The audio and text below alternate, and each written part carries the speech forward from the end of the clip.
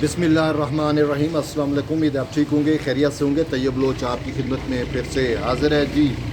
मैं इस वक्त मौजूद हूँ अडियाला जेल के ही बाहर, और यहाँ से होने वाली अपडेट से तो हम आपको आगाह करेंगे ही, लेकिन इससे पहले जुडिशरी से, जुडिशल महाज से जुड़ी हुई अहम डेवलपमेंट्स हैं। जैसा कि आपको इल्म है कि इस वक्त फैसला कुन जंग जो है वो जुडिशरी में जो है वो चल रही है, जिसे मैं तो यूँ कि आपको अक्सर कहता हूँ कि जुडिशरी रीसेट पे लगी हुई है, और वो ईमानदार जजेस, पॉपुलिस्ट अप्रोच वाले जजेस एक्सपोज होकर सामने आ रहे हैं। लेकिन उसमें वक्ती तौर पर उनको रिलीफ तो मिला।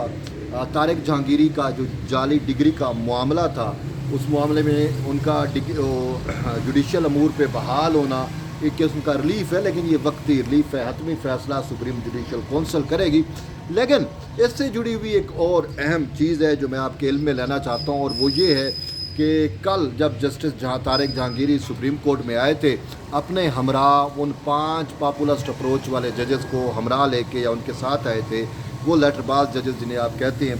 उसमें उनका जो सरगना है साहब है मोहसिन अख्तर कियानी साहब। मोहसिन अख्तर कियानी साहब लीड कर रहे हैं इस पूरे सिनेरियो को।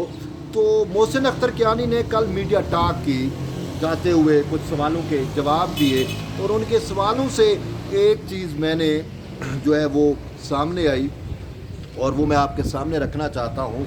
कल जब कैमरे लगे हुए थे और उनसे सवालों के जवाब हो रहे थे, तो मोहसिन अख्तर कियानी साहब ने कहा कि ये जो इस्लामाबाद हाई कोर्ट के डिस्टर्ब मामलात हैं, इनमें सुलझाव उस वक्त आ सकता है जब chief justice of Pakistan Yahya Afridi साहब और कॉन्स्टिट्यूशनल बेंच के जो जजेस हैं वो हमारे पास इस्लामाबाद हाई कोर्ट में तशरीफ़ ले आएँ।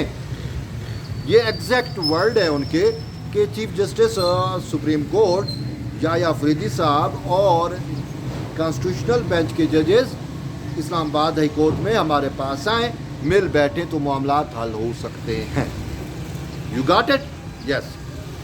अब ये स्टेटमेंट क्यों दी गई, इसका पस मंज़र क्या है, और मोहसिन अख्तर कियानी साहब क्यों चाहते हैं कि वक्त का चीफ जस्टिस, कॉन्स्टिट्यूशनल बेंच के मुअज़्ज़ज़ जज साहबान अपने सुप्रीम कोर्ट से उनके पास जाएं? क्यों चाहते हैं, क्या वजह है, क्या रीज़न है?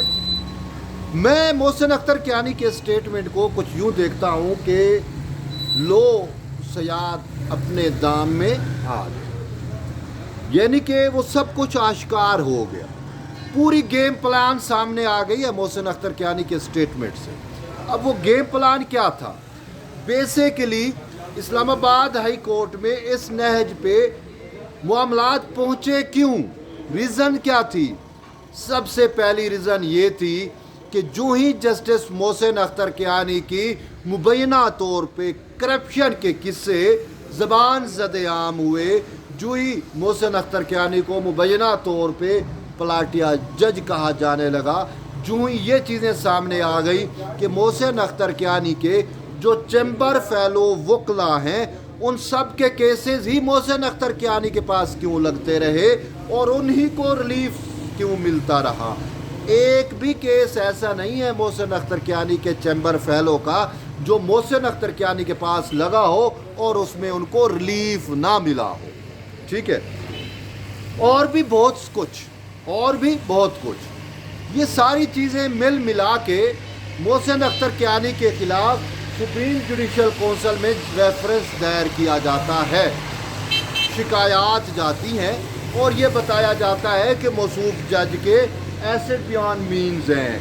मतलब है कि मीन्स बियॉन्ड एसेट्स कह लें कि इसके जो वसाइल हैं उससे ज़्यादा मौसूफ जो है वो प्रॉपर्टियाँ जदादे रखते हैं, गुमनाम प्रॉपर्टियाँ हैं। गुमनाम मीन के बग़ैर नामी, बेनामी प्रॉपर्टियाँ हैं, जदादे हैं, अंदरून मुल्क, बैरून मुल्क, और फिर अपने वकीलों को, और बहुत सारी चीज़ें। तो ये से ये पता चला कि मोहसिन अख्तर कियानी का बचना मुश्किल हो गया है। और उस टाइम का सिनेरियो चेक करें कि सारे ईमानदार जजेस एक एक करके या तो इस्तीफ़े दे रहे थे या सुप्रीम जुडिशल कौंसिल को सामना करने के बजाय भाग रहे थे।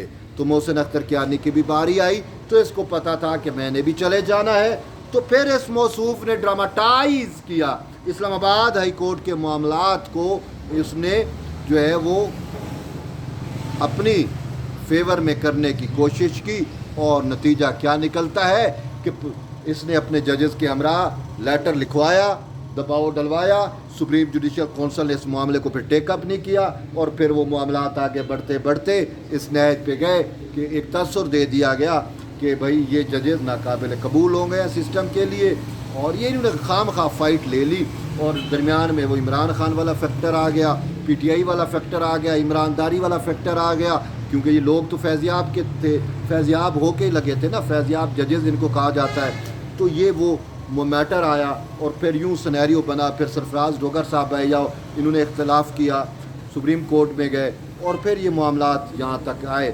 اب محسن اختر، اب دیکھیں ان 5 دانوں میں سے دیکھ لیں، محسن اختر کیانی اگر آئین اور قانون کے مطابق سپریم جوڈیشل کونسل فیصلہ کرے، محسن اختر کیانی اڑ جائے گا، طارق جہانگیری اڑ جائے گا، بابر سار اڑ جائے گا، اوپر سے بچی سمن رفت اور سردار اعجاز اسحاق، سمن رفت بھی جو اس نے سندھ ہائی کورٹ میں جا کے کیا وہ بھی ضابطہ اخلاق کی خلاف ورزی ہے، اس کے بھی اڑنے کے چانس ہو چکے ہیں، اور پھر سردار اعجاز اسحاق بقول اس کے کہ میں نے تو استعفیٰ اپنے ہاتھ میں رکھا ہوا ہے، تو اب یہ معاملات ہیں۔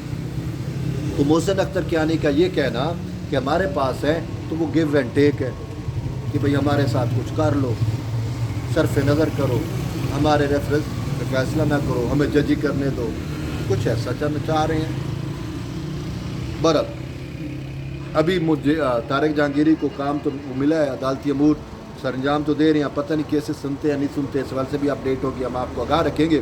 لیکن اب آتے ہیں اڈیالہ جیل میں۔ اڈیالہ جیل میں سماعت ابھی چل رہی ہے توشہ خانہ 2 کی، اور عمران خان کی بہن علیمہ خانم جو ہے وہ سماعت میں چلی گئی ہیں، اور پھر علیمہ خانم اور علی امین گنڈا پور کا فائٹ بڑے عروج پہ ہے، اور علیمہ خانم جو ہے وہ کہہ رہی ہیں علی امین گنڈا پور سے متعلق کہ انہوں نے خان صاحب کو میرے بارے میں غلط بریف کیا، میرے اوپر الزام لگایا کہ میں ایم آئی کی بندی ہوں یا ایم آئی کی ایجنٹ ہوں، تو کہتے ہیں کہ خود دنیا کو پتہ ہے کہ علی امین گنڈا پور کس کا ہے۔ بہرحال وہ جو کہ میں نے کل بھی کہا کہ جوتو سے کہانی جو شروع ہوئی ونڈو تک پہنچی ہے، ابھی معاملات آگے بھی ہوں گے، ابھی تھوڑی دیر بعد جو ہی سماعت ختم ہوگی اس کے بعد علیمہ خانم آپ باہر آئیں گی، میڈیا ٹاک کریں گی، تو پھر ہم دیکھتے ہیں کہ ہم ان سے سوال کر پاتے ہیں نہیں کر پاتے، اور پھر سینیریو کس سمجھ جاتا ہے، کیا خبر نکلتی ہے، کیا صورتحال بنے گی۔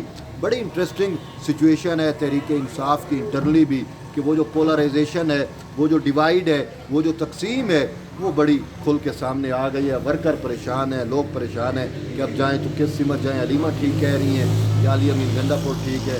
بہرحال ان کا درمیان میں فائٹ ہے، پارٹی پہ قبضے کی کوشش ہے۔ علی امین کہتا ہے کہ علیمہ جو ہے وہ چیئر پرسن بننا چاہتی ہے، پارٹی ٹیک اوور کرنا چاہتی ہے، علیمہ کہتی ہے کہ علی امین گنڈا پور ٹیک اوور کر رہا ہے۔ تو بہرحال معاملات یہاں تک ہے، مطلب ان دونوں کی لڑائی میں خان کا کچھ نہیں ہونے گا، خان وہ یہ دونوں کے خان اندر لگتا یہی ہے۔ بہرحال اس حوالے سے مزید اپڈیٹ ہوگی، ہم آپ کو آگاہ رکھیں گے۔ ایٹ دی اینڈ ہے کہ جڑے رہیے طیب بلوچ کے ساتھ، ملتے ہیں ایک نئی ویڈیو میں، تب تک اجازت دیں، اللہ حافظ۔ اور جنہوں نے میرے چینل کو سبسکرائب نہیں کیا ان سے یہی ہے کہ آپ سبسکرائب کریں تاکہ ہر اپڈیٹ آپ کو ملتی رہے۔